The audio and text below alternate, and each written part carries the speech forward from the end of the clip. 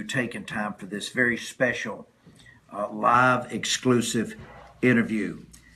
This will be the only interview that will be conducted concerning this matter of the preachers. We've been telling you for years at Chitwood and Chitwood, you need to have your house of worship in order.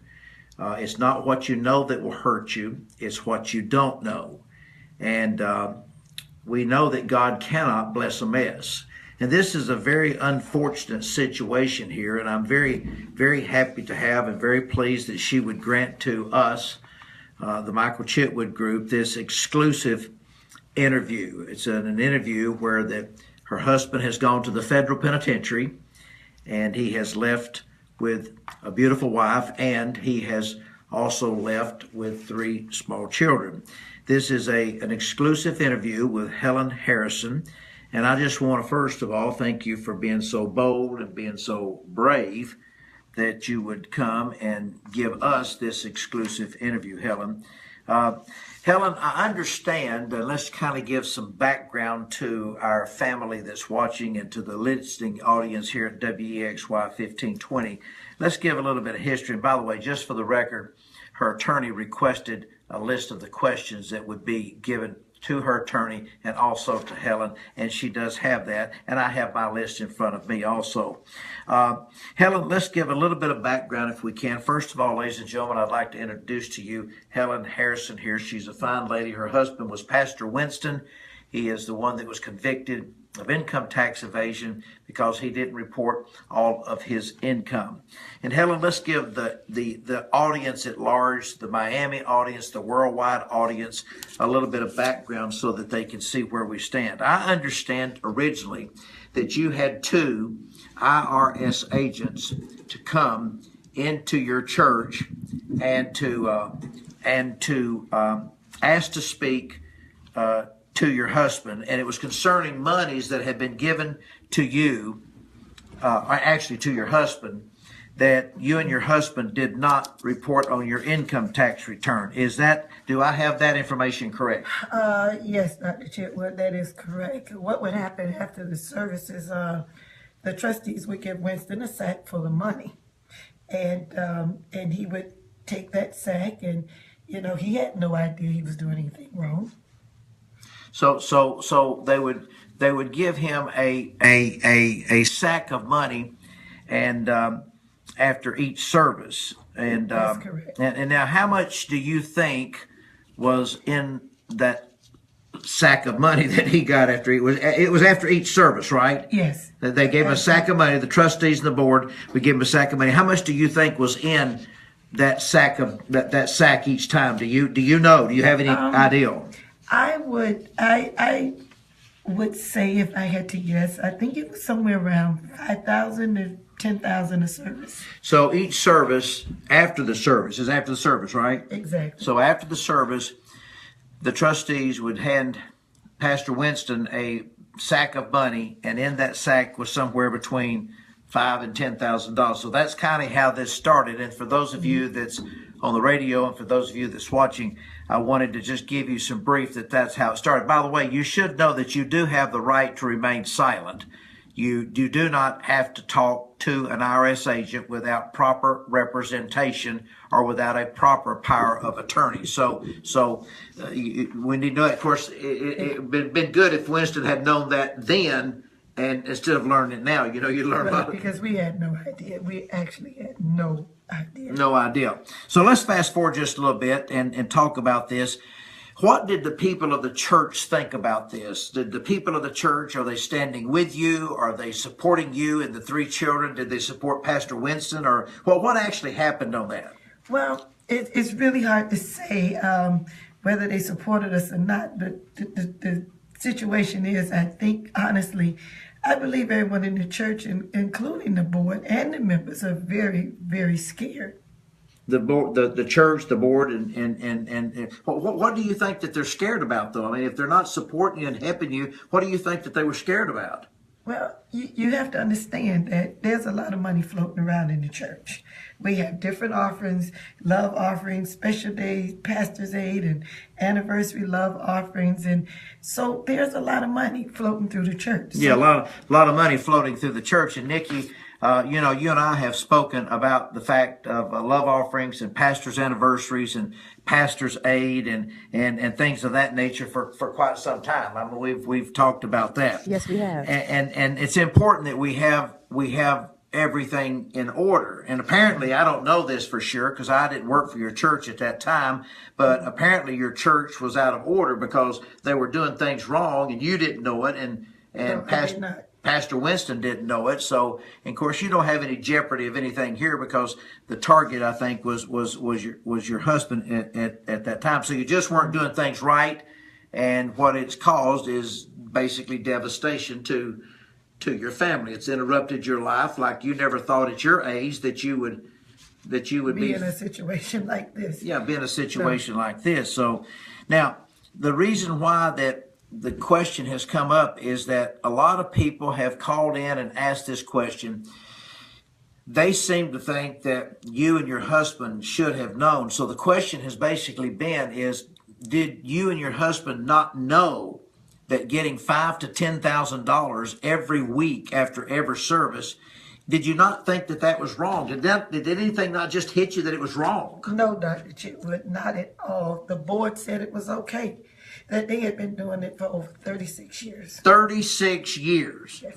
The Board of Trustees, ladies and gentlemen, authorized this transaction. In other words, what I think Helen is telling us here in a roundabout way without saying it, and I guess I'll say it for you, is that you better not put all your trust in board members and trustees because it sounds like that they don't know what they're talking about. And I can assure you, just because your board says that you can do it, doesn't mean that you can do it. So you have to be careful. And here's a prime example of this is the question I asked is, did you not know it was wrong?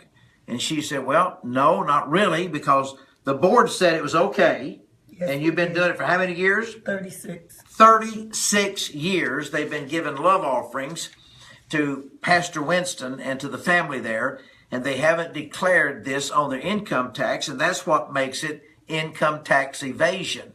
Now, all of this was a lack of knowledge, wasn't it? You and your husband didn't sit around in the back room and laugh and say, oh, boy, we're cheating, we're cheating. You didn't do that. No, absolutely not. We did not do that. We had no idea.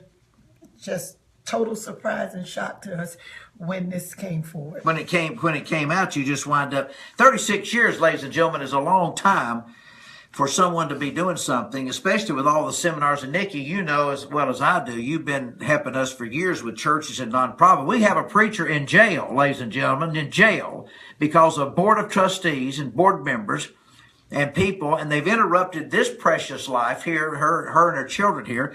And as many seminars as we do, Nicki, you know good and well that we come here twice a year. We're all over your radio station advertising that we're coming to a city, and then for them not to come to a conference and learn something and go back and tell the board that they're doing something, that telling the pastor that the board said that they could do it for 36 years, and you don't even know it. You know, that's what even makes it bad, is that you don't know. So the board said it was okay. It was okay. We were totally unaware. We had no idea we were doing anything wrong whatsoever. Because if we did, we definitely wouldn't have done it. Yeah. So now Winston, your husband, Pastor Winston, is now in a federal penitentiary. Yes, he is. He is in a federal penitentiary, ladies and gentlemen. This is not stuff that you play with. This is the reason why that Chitwood and Chitwood has been doing this for 78 years. This is not things you play with and play around with. It's too serious. Now, how long is going to be his total sentence there? I mean, I know that he was given quite a while and so forth, but tell him if you can, how long is he? He's in for 6 years and a few months. He was going to get a lot more, but thanks to you, you saved him. Well, we thank God for that, and we give God the glory. We were able to work some arrangements that some of that could be, he has a clean record. You and your husband have a clean record, and we're so sorry that this has happened, but these things happen because of a lack of knowledge. 6 years and some months there, and some of that was reduced down simply because he has a very good record, and he's done a lot of good for the community. You and your husband both have done tremendous good for this whole community here. Yes, Pembroke Pines and all of this area. You've done tremendous good for this area here. I even know some of the people that you've helped as far as the community outreach and helping people with food banks and things like that. And hours and hours just helping anybody that was in need, anybody that needed to be helped. My husband and I, we never hesitated, not one time. Now, you didn't actually preach at the church any, did you? He was the preacher, but you supported your husband 100%. Is that right? Yes, I was the pastor's wife. Your pastor's wife. And, you know, sometimes even today, ladies and gentlemen, the pastor's wife, they don't even get enough credit for what they do. They don't get honored enough, and they don't get recognized enough, because I'll tell you right now, we have 8,113 churches. And I think that's one reason why that you called us, or your husband called, actually your lawyer called us to come in and to help with this case after the case was already well underway, because it was just the case was just going totally south. Mm-hmm. And so we brought some things out to counsel. We did some litigation support, was able to help. And this was able to let them know of the things that they were doing wrong. But I also know that there's many, many good things that you and your husband have done here. And I also know that a lot of the people in the church doesn't understand that one of the biggest support factors of a pastor, is the pastor's wife. And you stood beside your husband for many, many years, and you've honored 24 years. 24 years, ladies and gentlemen. I mean, that has been a long time. And then for this church to continue this practice for this many years with other pastors is absolutely just. Okay, now let's move to this. What do you plan? And I guess it's somewhat of a hard question, but what do you really plan to do now with your life? Your husband is gone for 6 years and a few months. You've got 3 children. How old are your children again? 9, 5. And the oldest is 12. Okay. These are children that are just very, very young. What were that? Were three girls? No, I have 2 girls and 1 boy. 2 girls and 1 boy. And you can imagine, ladies and gentlemen, how close that the little girls were. Were the little girls very close to their dad, I guess? All 3 of them, they love their dads immensely. They are very, very close to their father. And when they came to arrest your husband at the home that night, tell us a little bit about how was that? First of all, it was totally unexpected. It was devastating for the kids to see their father getting arrested. And they just came in and arrested him, and we just had absolutely no idea. No idea. But that they were the arresting officers, the marshals, were they somewhat kind? I mean, they've got a job to do. If they've got a job to do to pick him up, and so. But were they fairly nice, or were they rough, mean? No, they didn't ask any questions. They came in. We were ready for bed, so the kids were sleeping. And next thing you know, they came in and said, and we kept asking why, what is going on, and they never would answer us. And they just took my husband. They put the handcuffs on him. And the children were crying. Did the children see this? The children, they woke them up. The children were in bed, and the children came out and they saw their father in handcuffs. They're crying. I'm trying to comfort them and calm them down. I'm trying to ask questions, and lo and behold, they weren't answering my questions, and they took him, and it was just devastating. It was just devastating. I can't imagine, Helen, what you've been through with that. Officers, of course, they have to do their job, but they came in to her home while the children were sleeping, and they. I wouldn't wish it on anybody. I could never, ever, ever forget that night, ever. That's going to be a night that's going to be in your memory for a very long time, isn't it? Yeah, watching your kids. Question. I'm sorry? I said watching your children upset and watching them screaming, and you have no answers for them, a father who they love, and they're watching the marshals and the police taking him out, and I had no answers for my children. Yeah, well, that's a very sad. And what she's saying, ladies and gentlemen, has not just happened one time like this, but it happens many times because church boards, deacons and trustees, elders, they don't know what they're doing, and it leaves a life like this devastated. One thing that you said there that I'll probably never forget, you'll never forget that night. You probably relive that night, every night, a knock on the door, two big federal marshals, probably, guns and, not pull, but, they had their warrant, to pick him up. And I can imagine that is, Helen, a nightmare, yeah. I can imagine that. Very sad. Ladies and gentlemen, I have just a couple more questions here because I promised Helen and her chief counsel that we wouldn't take very long because this has been very hard. I do appreciate you being bold and coming out. And the reason that she did this is, one, I think she appreciated the work that we did. I've been telling y'all for some time now that we've been working on this case, and we were an instrument in getting the information to the chief counsel. By the way, he's a very, very nice guy. He's done a very nice job, but this is not his forte. He doesn't do churches and nonprofit organizations. And you and I become somewhat close in this, and of course we became very close with Winston. But here is kind of the last couple of magical questions, I guess, and I guess it's probably something that now you're faced with trying to figure out what it is, and that would be what are you going to do now? You have 3 children. And these 3 children, 1 boy and 2 little girls, I guess they're in school. I guess they're in school. They're school-age kids, and fortunately, they're very good kids in school. But I don't know what we're going to do. We spent most of everything on the lawyers, and we just don't have any money to do anything else.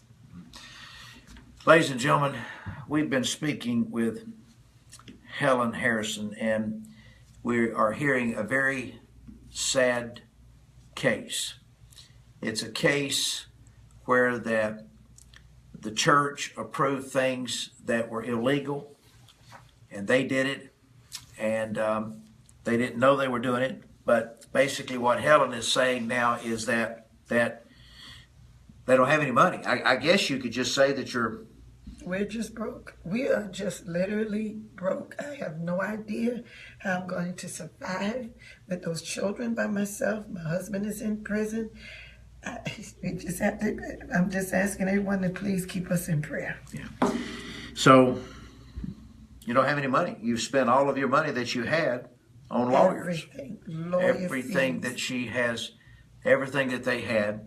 And I guess you got house notes, and you probably got a car note. I don't know. Ladies and gentlemen, I don't know what I would do. We had to mortgage the house. You name it, we had to do it. Now, does the church act like they're going to step up and help at all, or have they just kind of stepped back and kind of scared about this situation? They seem to be pretty neutral because they don't really know what's going on. They're scared. They know that some money's involved. I mean, nobody wants to... doesn't appear that anybody wants to be involved right now. We have a few friends that may have comfort, but they have bills of their own, so they've given us whatever they can. At this point, we just pretty much owe everybody. Ladies and gentlemen, we have been coming to you live from WEXY 1520 AM in Miami, Florida. And we're coming to you with an exclusive interview with pastor's wife, Helen Harrison, and she has been very brave and very bold to come in here. I have only known her and her family for a very short period of time. I came in on the end of this case as litigation support. They had a very fine attorney, but this was a field that is totally out of the field of a lot of people. It's a very specialized field, and therefore it's hard to find people that know how to work in clergy, tax, and law. Clergy, tax, and law. And Helen, I guess I've had some clients that have been devastated because of us getting them out of prison, but they still owed their taxes. Now, I understand that when he gets out of prison that y'all are still going to owe over $1 million in federal income taxes on the money that you didn't report. See, when you go to prison, that's not a sign that all your back taxes have been eliminated. It's just your punishment for breaking the law. So I've heard that y'all have excess of over $1 million of taxes, penalties, and interest that you owe when Pastor Winston is able to get out of the federal prison system. Will you be able to go? Well, I guess you probably can't. What can you? Are you allowed to take the kids, or do you have the money to take the kids to go see him? And how's that going to work?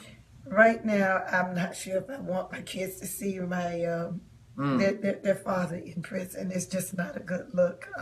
Not a good look at all, is it? It's just not a good look. I mean, when I think about that devastating night and what they saw, and then they see their father in prison, and they've seen all the good things that we have done, and now they need answers for why their father is there. Myself, yes, I am going to go visit my husband because he needs my support. We've been together for 24 years, and so I still have to be there for him through these trying times. Ladies and gentlemen, we've been coming live to you from WEXY 1520 AM in Miami with a live exclusive interview from this devastating case. And Nicki, we want to appreciate you and the station for allowing us to come on with this private exclusive interview here just on your station, by the way, and the only one that Helen's going to give, from what I understand. I understand a lot of stations are calling you, but from what I understand, she wanted to give it to us for the mere fact that we were a blessing to the. Oh my goodness! I can't thank you all enough. If it hadn't been for you guys, I just don't know. But I'm trying to hang in there. Well, as she said, the main thing that we can offer is prayers, and I think the main thing we can offer is prayers, and just keep them. Let's keep them, all of them, especially Helen and your husband's a pretty tough guy. I mean, he's a pretty tough guy. He'll make it, but I mean, it's going to be rough. Of course, nobody wants to go, but what I'm concerned about is you and the 3 little kids and the 3 little children. So we just need to keep them in prayer and let them know that we love them. They're part of the body of Christ. And this thing about where the body of Christ and some of these pastors just throw people away when they make a mistake, this was a mistake.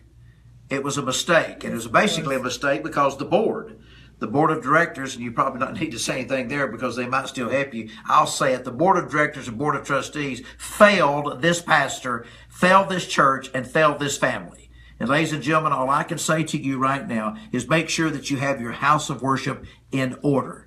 Make sure that your house of worship is in order. So this is Michael Chitwood and Helen, and of course Cammie's helping us with the videoing.